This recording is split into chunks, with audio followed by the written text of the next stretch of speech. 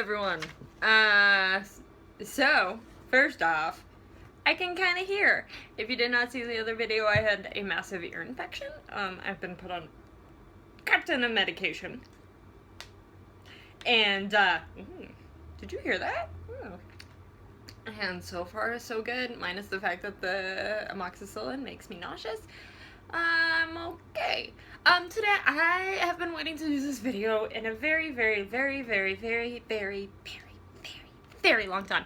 And things have been getting in the way.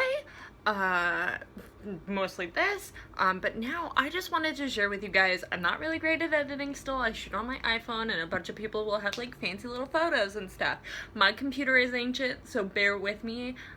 This is just gonna be a vloggy list. So, like I said, I was gonna make a video about my top media surrounding mental health. Books, movies, music, and so let's just get started, because a lot of people are like, well, is there anything I can watch that helps portray this? Or is there anything that I can read that isn't like a self-help book? Which, mind you, I do have some favorites, but this is like fiction based on stories about people with mental health. Or just so you know that, you know, whether or not these are my opinions, you may not agree, you may agree, but just letting you know these are my opinions. Don't attack me too much. So let's just get started on my little list here. I'm gonna do the top 3, maybe 4 for books because I'm a huge reader. But let's just start off with movies. My number 3 right now is Inside Out, which is a Disney Pixar movie, and it's literally about all these different emotions that you have in your head: disgust, fear, anger, sadness, and joy. And it is probably one of the best portrayals for kid depression, anxiety, that I have ever seen, ever. It's a really great movie. It's about a young girl who travels and moves all the way from one place to San Francisco, and how that affects her and her emotions up top. Highly recommended. Number 2. One Flew Over the Cuckoo's Nest, which is also one of my books. Excellent book. One of the best portrayals into movies I've ever seen. It is about although the book takes place from the point of view of the large Indian man, Native American, but in the movie it's really from Jack Nicholson's character, and it's literally about this guy who comes in and kind of like stirs up a mental facility. It doesn't really say what he has, but it mostly likely points to narcissistic personality disorder, which is actually a thing. It's just not a big ego. There is actually a chemical imbalance. And how he kind of tries to revolt and turn the mental institute inside out. It's won a bunch of Oscars, Nurse Ratched, everything, and it's a good portrayal of how mental facilities have been in the past, especially I think this place takes place during the 60s, and it's a male institute. If you have not read the book, highly recommend the book, highly recommend the movie. I mean, it won a bunch of Oscars, but watch it for Danny DeVito's performance. Freaking excellent. Let's see, and then, let's see, number 1. One of my favorite movies of all time, again, these are my opinions, is going to be Benny and June, with Mary Stuart Mattinson, Aidan Quinn, and Johnny Depp, and it's about this young girl who lives with her older brother in Spokane, Washington. It was shot in Spokane, Washington. I am from that area. Love seeing movies like shot in areas where I live. I'm not the only one. And they, so it's about a young girl. It doesn't really say in the movie, but it has been claimed that she has schizophrenia and she lives with her older brother. And the older brother wins Sam into betting, and Sam is they don't really say either, but he is definitely illiterate. He might also have some social anxieties. He represents Buster Keaton in this movie, and some of the best physical comedy this side of the 1920s. Excellent. It is a love story. It is a good one. Check it out. So on to books, like I said. One Flew Over the Cuckoo's Nest. Excellent, excellent book. You probably will have to read it for school, most likely. But there are 2 books, 3 books, maybe more. Where'd You Go, Bernadette? Just read it by Maria Semple. But copy somewhere here. It is hilarious, and it is probably one of the it's a funnier look at a social anxiety, a little bit of agoraphobia, and it's literally about this woman in Seattle who's very eccentric after winning a bunch of awards for architecture, and how everything kind of goes downhill from here. Excellent. I actually got an advanced reader copy of her next book, which is also about mental health, and it's called Today Will Be Different. I'm so excited to read it. And then Finding Aubrey, which is by Sophie Kinsella, who wrote the Shopaholic series. It is literally about a young girl who goes through a traumatic event. As far as I remember, they do not mention what that event is, but she becomes severely agoraphobic and wears these glasses, these sunglasses, all the time. Indoor, outdoor, she doesn't like looking at people's eyes. It is a sweet teen book. There's not a lot of teen books about mental health besides, like, although the Ellen Hopkins series does count, but like Cut and Scars, there isn't really much that jumps into that besides that, like, specific series. So, I was super excited to read this because it's like jumping into something that really hasn't been touched before. Excellent book. It is a teen book, so just beware of that. The next one, my all-time favorite. I don't know how many times I've read this book. My copy, which is back home in Washington, is so beat up. It is Perks of Being a Wallflower. And I will say this as a side note, I have not seen the movie, even though the movie was written by and directed by the author. I want to keep what I thought about this book and my images about this book in my head, and not, like, this book literally helped me through high school, and it is from the point of view of this guy named Charlie. We actually don't really know if that's his actual name. He's basically writing letters to himself, about his situation. Like, a lot of bad stuff happens, and he basically gets sent to the school and kind of grasped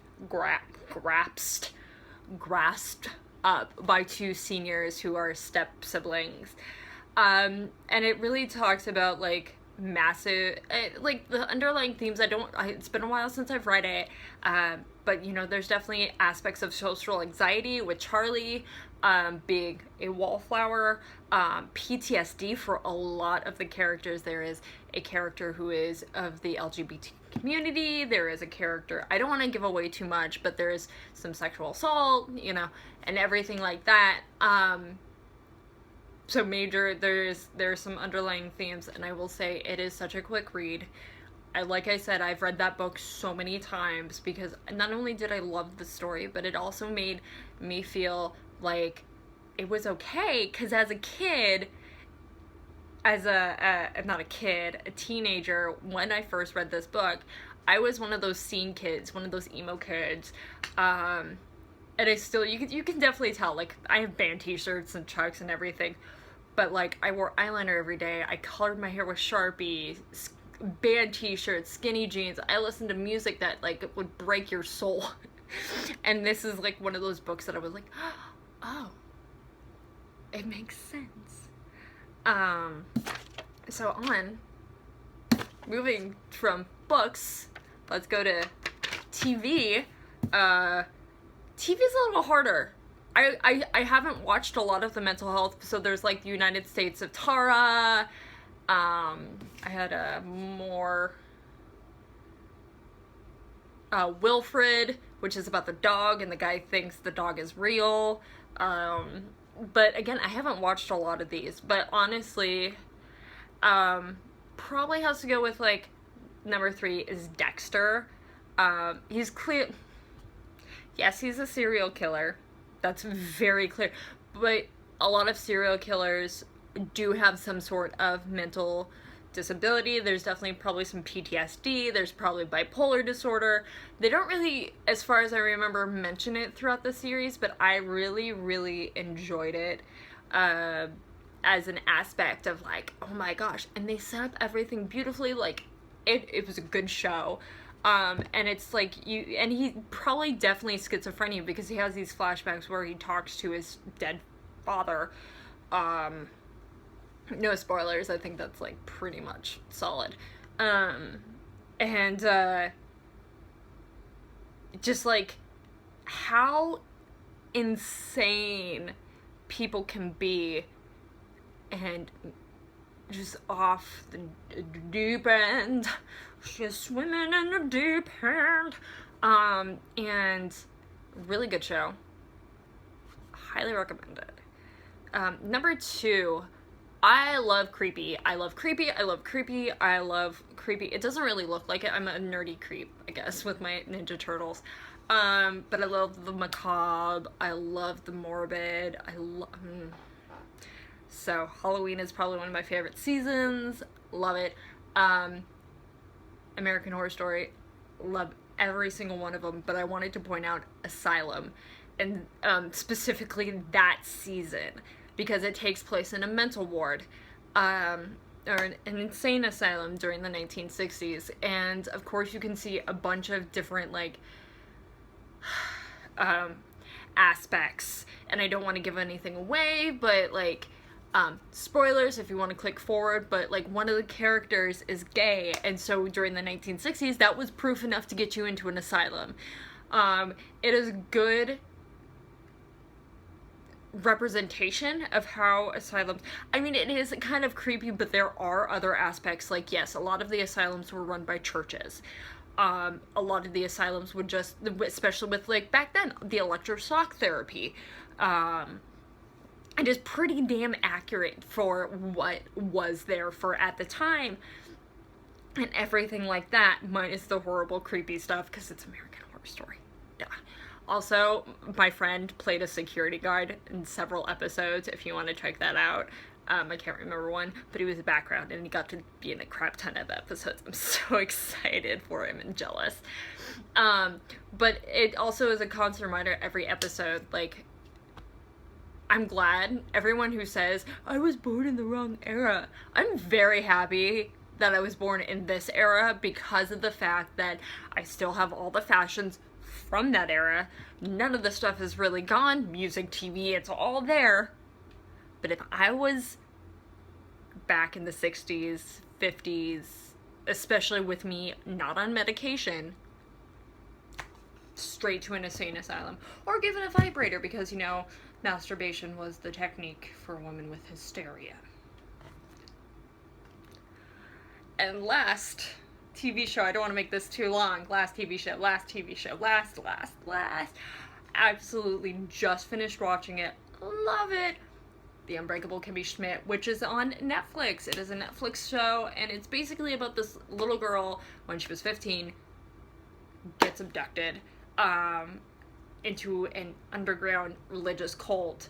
And it's a total comedy, but it really hits the head on certain levels of anxiety, major PTSD, social anxieties, everything. It is amazing, hilarious, highly worth the watch. I was very much like into this show, and I could, and not that I suffer from PTSD, but I could definitely like, oh yeah, I've had that with my anxiety, or everything like that. If you want a lighthearted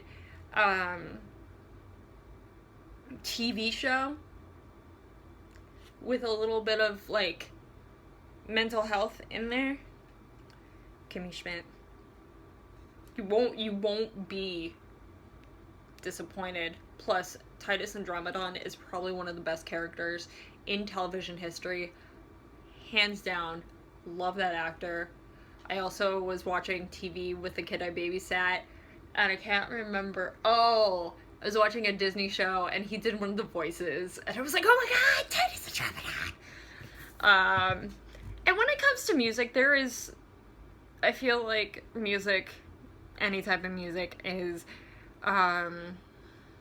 geared towards a lot of mental health. It comes from heartbreak, it comes from sadness or joy. You know, clearly I'm Not Okay by My Chemical Romance, anything by My Chemical Romance. But, like, the use, like, I said I was an emo kid, that's all I listened to, like, the scene stuff. But, you know, You're So Vain, narcissistic personality disorder. But there is so much music dripping in mental health that it's hard to pick a number one. But I know that for me, music is a savior. Because without it, I would probably be more nuts than I already am. I love it. It definitely is like when I'm having a bad day. Party, solo dance party in this little Up in Her. So we've already hit 16 minutes, so thank you guys. I hope this list is great. I hope you add stuff to this list because there is a lot more that I have not read, watched, or listened to. If you feel like this video would be helpful to someone else, please share it. And I'm here to try and end the stigma with these videos against mental health. And then occasionally doing a 100 things video. So, please like, comment, subscribe, all that fun stuff. And until next time, guys, Sláinte.